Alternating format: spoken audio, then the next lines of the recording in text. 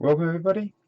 Now we've been having a little bit of a problem with the recording level on my camera, so I've tweaked it around a bit and I've lifted it up, and if it's still a little bit low, just leave me a comment in the box and I'll lift it up. I'm not going to be able to please everybody, but hopefully I can get to a nice happy medium that everybody will accept. So enough of that, and let's get on with what we're here for. Now, when we left it last time, we did the damage in the roof, ready for tiling, and I've done a little bit of tweaking, got it sat down the best I can. Now we're going to move on to actually start getting this tile, but first we've got to get it battened.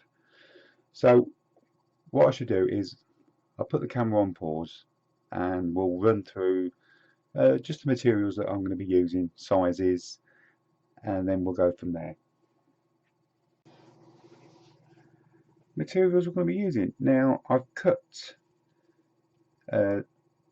this is just ordinary balsa wood. I've cut it down to strips of 2mm by, I think it's 0.7 thickness, so it's not very thick. I've also pre-washed it because you're not going to be able to get the underneath of it once it's fixed down, and I don't want to see no white patches sticking out. Next thing is a box full of slates and PVA glue mixed with a little bit of black paint just to make it down to grey. And that is our basic tools. Oh, and a paintbrush, and that's it. That's our basic tools. No rulers, nothing, because we'll be setting these out actually using the tiles. So they're the materials. So I'll put you back on pause, we'll get back up onto the little building and we'll go from there. Okay, setting up and setting out. Now I'm going to use the actual slates themselves as my gauge. Now this is going to be difficult to show you, but if we use that on the edge and mark like so, and the same at this edge, just keeping it on the end of the truss and marking. Now that's going to be where our first batten goes, from that point to that point. Now I'm going to stick this on with a little bit of super glue, the first one, because I want to just get on. So I'm going to stick that on with a little drop of super glue and keeping it as level and as straight as I possibly can. I will be using a tile in between just to check the distance, just so it's sitting right, because the first one is very important. You must get the first batten dead straight, because after this, if it's out, any batten after that is going to run out. So the first one is important. It's worth just spending a little bit of time and getting it spot on. So I'm going to put you on pause because I need my arms and hands all over the place, as you may imagine, and I'm going to glue this one on, and then we'll go on to the next bit. The first one's been glued in as level as I can actually get it, and I will sort of say this: if you use your eyes will let you know that if it's level or not.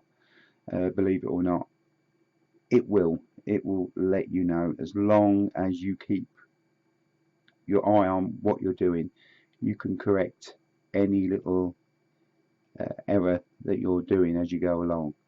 So just make sure you just keep looking, making sure that it looks level, because if it looks level, it is level. Now I've glued this one on, I've left it overhang this edge and overhang this edge. We'll be cutting these off a bit later on. Also, you'll understand the reason why they come to the end, because what we'll actually be doing later on is actually gluing a tile underneath there to make the gable end nice and neat. but that's a bit later on.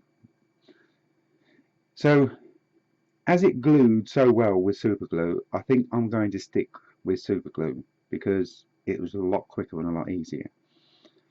So the next bit is we use the tiles on the edges like so, and we'll actually be using them as our gauge once I get one that's not stuck together. So we'll actually use that as the gauge on the next one. And if we use the tiles as a gauge all the way up, we get them nice and equally set out, and also it's the right distance for your slate to hang, and just a little bit of overlap on the next one. We don't have to be too precise because it's not going to be, it doesn't have to be watertight because it's not going to get rained on, but we just want it to look correct on how it would have been put onto a proper roof. That's what we're more interested in. So I'm going to glue a few of these on, doing it this way. And like I say, I need my hands all over the place when I'm doing that. But I shall just use them as my level, glue each one in, and just keep working up. So once that one's done, we'll put another tile in, so on and so on and so on. Once I get up to here, I'll come back and then we'll have a look at getting round the dormers and everything else. So that's what I'll be doing. I shall be back in a second. Okay, we've got the battens on up to the bottom of the dormer, and you may notice it's slightly out. Now I don't know if that's the dormer or the different thicknesses of batten, but it's something we can address later on when I put a little bit of flashing on there. So there's nothing really to worry about. It's not miles out. So what we have to do now is work up around the side of this dormer, and we do it exactly the same.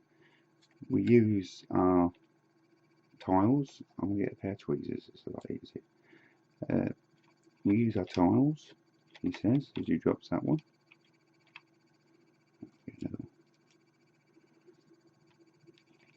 Use our tiles as a gauge, and then we just stick our battens in, leaving the overhang, and we'll just work all the way up there until I get to that point there, and then it's going to be no different. All you need to do is extend your battens, but I'll put these ones into there and then I'll come back and just show you that next bit. Okay, I've reached the top of the dormer. Now the pattern doesn't really change. We still use a tile as our spacer, like so, and with the batten, and then we just bring our batten just up to the edge there, because we're going to need to make a bit of a valley there with a little bit of flashing. So you don't even have to cut them at the angle, you just place them in and carry on. And once you get this one in here, it's very easy. So I'm going to cut and fit that one. It's not going to be no big effort. I'll do that now actually.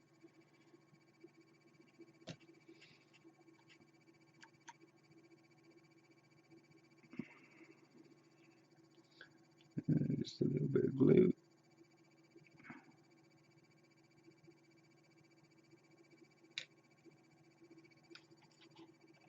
Just use the big hands for a second.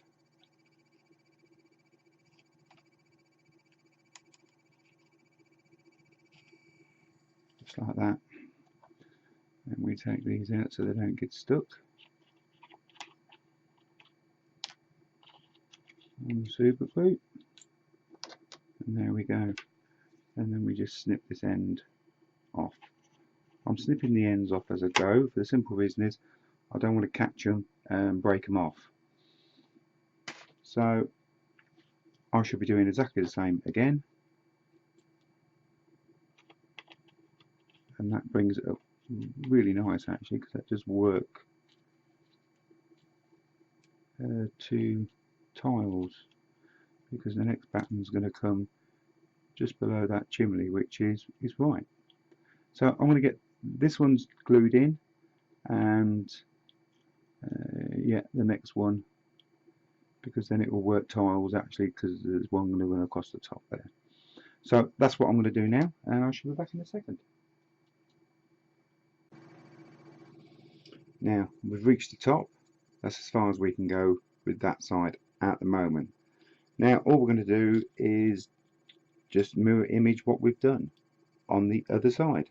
It's very easy. We just put our tile in, batten, leave it overhang, and do exactly the same all the way up. And by theory, the last batten should reach the same level as that one. So I'm going to go ahead and do that and get up to that point, and then I'll come back to you just to show you finishing off the top bit. Okay, we've reached the top, and as you can see, if you look in dead on, all the battens line up. That is done because we've used a set gauge all the way up, and the even top ones matched in. It's tenths of a mil out, but we're not going to lose any sleep over that. Now to finish off, we simply put our tile back in either side,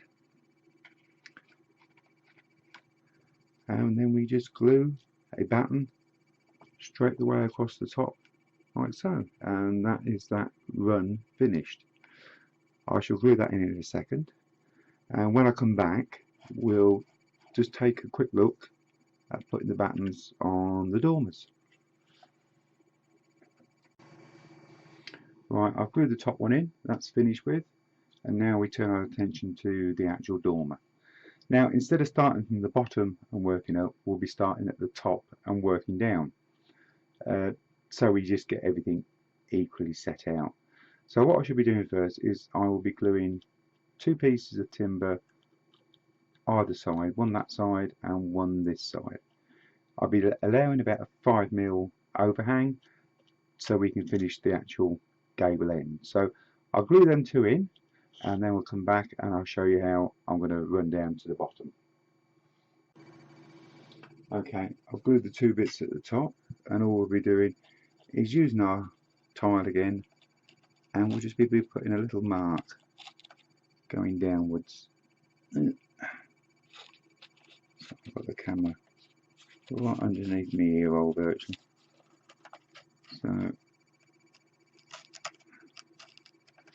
2 small marks like that, and then we'll just cut a batten and glue it into them 2 marks, and then we'll do exactly the same again down to there. There's only going to be 3 pieces on this, which is nice, so I should glue that one in, and I should get that one glued in on both sides, and then I'll come back to you again. Right, we've battened the dormers in on both sides. It's got the battens. Now this side is now complete. What it is now, it's ready for tiling. So what I should be doing now, I should be doing the other side, but I'll come back to you when I've actually finished it, because it's just a mirror image. There's going to be no difference in the way of doing that one to this one. I should come back and just show you that it's all finished and done. But when I start the actual back, I will start afresh again and just run through. It is exactly the same as the front. There's no difference, but just so you can see that there is no difference, and it doesn't matter how big the area is, everything's still the same. So I'm going to get on and get this other side battened out, and I should be back in a few seconds. Right, both sides now are completed and finished, as you can see, and they've matched up quite well. I'm quite pleased with that. So everything's done on that side, so that's one half completed. So now we're going to turn our attention to the back. Okay, onto the back. No different to the front. We're still going to mark up the width of half a tile from the bottom. We're going to mark all the way through, and then we'll glue the first batten down exactly the same as we did on the front. The only difference on this is going to be it's going to have a join where we're going to have to join two together, but it's just a matter of a little dab of super glue either end and touching them together, and they will stay. So I'm going to get on now. I'll mark all this up and I shall get the first one on, and I'll come back to you and I'll just run through the setting out again, and then I shall get the whole thing battened out. Another quick clip, another quick look. Now I did say I'd show you and run through how to set it up, and I totally forgot.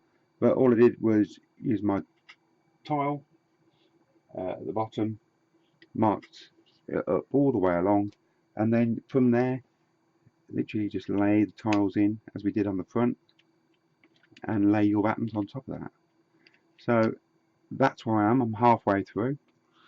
All I'm going to do is just keep putting the battens on till I reach the top. I will come back to you when I finish this, and we'll have a quick look and have a quick chat about it. Okay, the bank is all battened now, as you can see. Bottom to top, it's all done. Now we're all ready now to start tiling. That's the back. Go around to the front. That's all done and complete. So like I say, we're all ready for tiling. But I'm afraid to say it won't be on this video because we're kicking over the 15 minutes, or well over 15 minutes again. So I'm going to start a new video off with the tiling, which is going to be the next video up. I've been looking forward to actually getting this done and really start to give this little house a little bit of life. So we'll leave the tiling to the next video, and hopefully we'll see you on the next one. So thank you very much for joining me, and we'll see you on the next one.